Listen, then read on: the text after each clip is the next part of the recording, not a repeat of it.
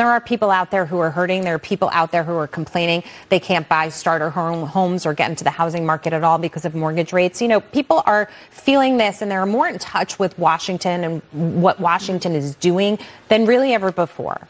Yeah, and I think it's interesting. Donald Trump has been pushing aggressively for a rate cut, and the Fed kept saying no. But now economic reality is forcing the Fed to do what it didn't want to do. And I think this ties into Donald Trump firing the BLS commissioner. If you go back to March 2024, they revised the job numbers down by, 818,000 jobs. Now we're close to 1 million.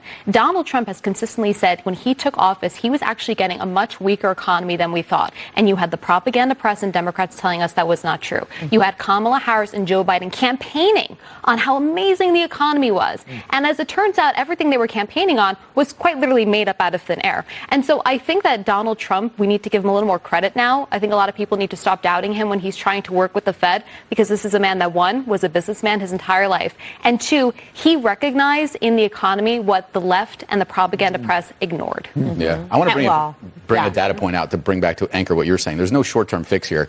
And JP Morgan had a note out today saying, look, 25 or 50 basis points actually is a net negative for the consumer, because they're going to have mostly fixed rate debt, but now the interest rate's on savings. So there's $7 trillion in money market accounts that's paying $500 billion in dividends. That number actually goes down. So it actually impacts in the short term the spending habit. So again,